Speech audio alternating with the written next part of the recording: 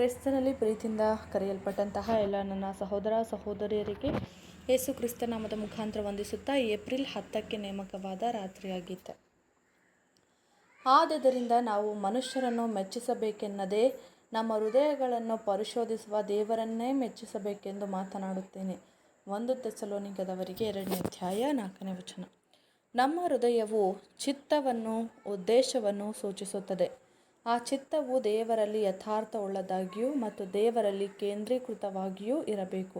ಆದರೆ ಇದು ಇಡೀ ಮನುಷ್ಯನ ಆಡಳಿತ ಶಕ್ತಿಯಾಗಿದೆ. ಆದರೂ ಚಿತ್ತವು ಮನುಷ್ಯನನ್ನು ನಿಯಂತ್ರಣ ಮಾಡುವ ಶಕ್ತಿ ಹೊಂದಿದೆ ಹಾಗೂ ಅದು ಪ್ರಭಾವಕ್ಕೂ ಒಳಪಟ್ಟಿರುತ್ತದೆ. ಆಲೋಚನೆಗಳು ಅಶುದ್ಧ, ಅನೀತಿ ಅಥವಾ ಅಪವಿತ್ರವಾಗಿದ್ದರೆ ಚಿತ್ತದ ಶಕ್ತಿಯು ಹೆಚ್ಚಾಗಿ ದುರ್ಬಲಗೊಳ್ಳುತ್ತದೆ. ಆದ್ದರಿಂದ ಆಲೋಚನೆಗಳ ಗುಣವು ಹೇಗಿರಬೇಕು ಎಂಬುದಕ್ಕೆ ಅಪೊಸ್ತಲನು ಉಪದೇಶದ ಮೂಲಕ ನಮಗೆ ಬುದ್ಧಿವಾದವನ್ನು ಹೇಳುತ್ತಾನೆ.